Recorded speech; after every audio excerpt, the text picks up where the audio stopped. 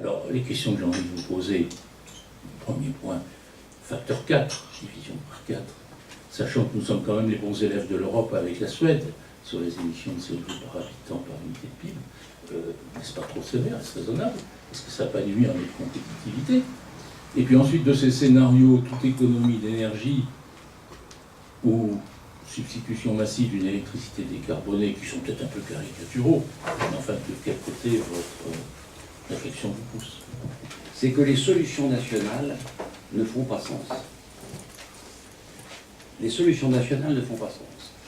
Je vais prendre deux exemples qui paraissent intéressants. Je vois la situation de l'Allemagne, qui décide de ne plus faire nucléaire. Sympathique. Ils font du charbon, encore plus de CO2. Mais s'il y a un accident dans n'importe quelle centrale française, c'est exactement comme si cette centrale était installée au cœur de l'Allemagne. Nous avons un ensemble de pays qui ont pris l'option du tout nucléaire, d'autres qui ont pris une option du pas du tout nucléaire, et d'autres qui ont pris une option dite sur une activité dont je ne vais pas méconnaître le caractère dangereux. Je vais revenir dans une seconde. Je partage l'analyse de Gérard Mestralet quand il dit l'Europe est en train de partir vers une politique complètement désordonnée. Et c'est un comble que ce soit ceux-là même qui n'ont pas signé des accords de Kyoto, qui aujourd'hui soient les bons élèves de la classe mondiale, alors que nous avons des situations improbables. On nous a poussé à faire des centrales au gaz. Donc quand même aujourd'hui, le moins qu'on puisse dire, c'est qu'elles sont en Europe pas utilisées. Et on a une capacité formidable à augmenter nos puissances moyennes. Mais qu'est-ce qui se passe sur un pic? Un pic, ces constats sont des constats qui sont des constats justes. Je vais dire, ma conviction, c'est que c'est dans la mixité des solutions qu'on trouvera quelque chose. Être tout pour ou tout contre, ça n'a sur le fond aucun sens. Je renvoie un livre qui est formidable, qui vient de sortir, c'est Bernard Eisenberg, qui était conseiller tout jeune, qui était conseiller à la fois de Georges Pompidou, à la fois quand il était Premier ministre de la République. Il faut lire ce livre. Parce qu'il y a une cinquantaine de pages, ou une soixantaine de pages, où il montre comment la France renverse la situation par rapport à l'Allemagne, par rapport à l'Angleterre, et comment alors qu'en termes de niveau de vie pour nos concitoyens, on était derrière, on passe devant. Et comment la France se met à caracoler en quelques années. C'est intéressant, ça peut donner une petite idée pour le futur. Et il parle d'énergie, bien sûr. Donc, je crois qu'il y a une solution qui s'impose, qui est l'absence de religion absolue. Voilà. Ça s'appelle la tolérance. Ne pas rejeter par principe.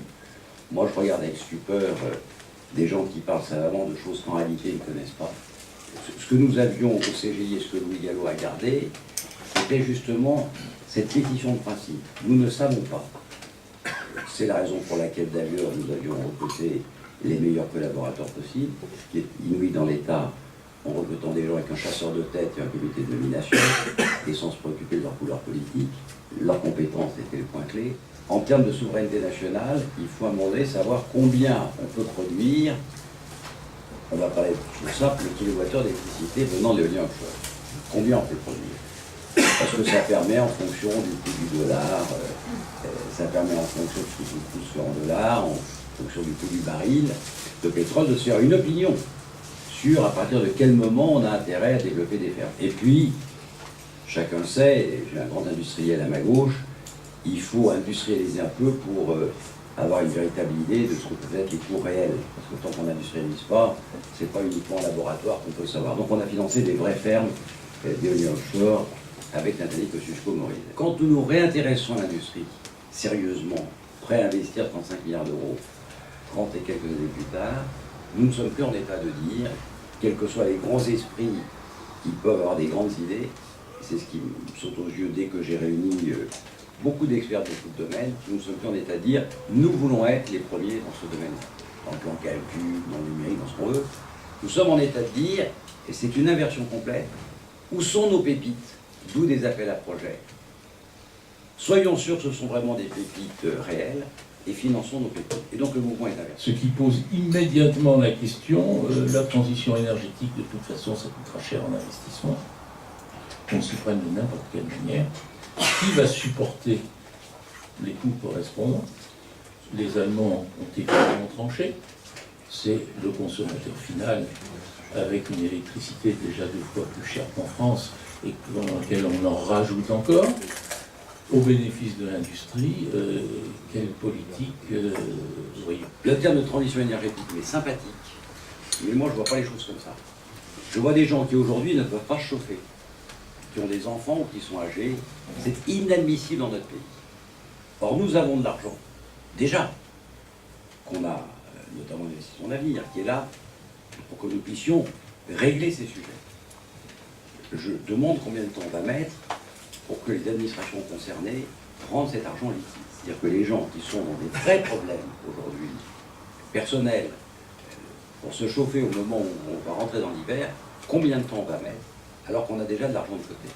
De l'argent qui a été mis, qui est dans la loi, qui est gravé, qui a déjà été mis de côté. Et il a fallu dans certains cas de déplacer dans certains départements pour qu'on débloque des situations. Donc là, pour le coup, il faut simplifier les procédures administratives. Il y a de l'argent, et il est là. Il y a des gens qui ont le besoin, et donc il faut le couvrir.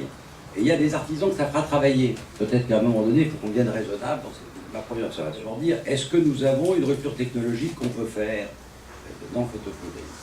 Il y en a probablement plusieurs. En tout cas, il y en a une qui est identifiée, c'est l'hétérojonction. Donc, nous avons des investissements d'avenir financer l'hétérojonction. C'est à Grenoble, au CEA, et c'est en train de se faire. J'espère que les délais annoncés de mise en œuvre de la DPE par long terme seront respectés. En tout cas, ça va être peine de financer en termes de recherche. Toujours avec la même règle d'investissement d'avenir, c'est-à-dire on finance, on prend le risque, si ça ne marche pas, on ne demande rien, mais si ça marche, il y a un retour pour l'État, la collectivité, et ainsi il faudra refinancer les investissements d'avenir. Deuxièmement, il y a un ensemble de producteurs de photovoltaïque, de moins en moins, il faut les préserver. Et c'est la raison pour laquelle j'ai demandé à ce que Photowatt soit repris par... Il me semble que si on ne se trompe pas de marché, si on va jusqu'au bout de ce qu'on a financé, si on arrête de laisser tomber nos recherches françaises, si on se préoccupe, comme on l'a fait, de continuer à pouvoir produire en France ce qu'on invente en France, alors je vois un avenir au photovoltaïque. Voilà. Donc envie, j'ai aucun doute. Moi, je suis un farouche partisan d'autolibre, je trouve que ça c'est vraiment quelque chose d'astucieux. Je suis favorable complètement à l'hybride, rechargeable. Ça, on a des démonstrations que c'est sûr. Sur le reste, je suis partisan de continuer la recherche sur les batteries. Et notamment, de voir comment ces batteries pourraient stocker de l'énergie au pied des éoliens offshore, par exemple, ou au pied des éoliennes qu'on voit dans nos pays. On adore en France faire des effets d'annonce qui ne coûtent pas d'argent.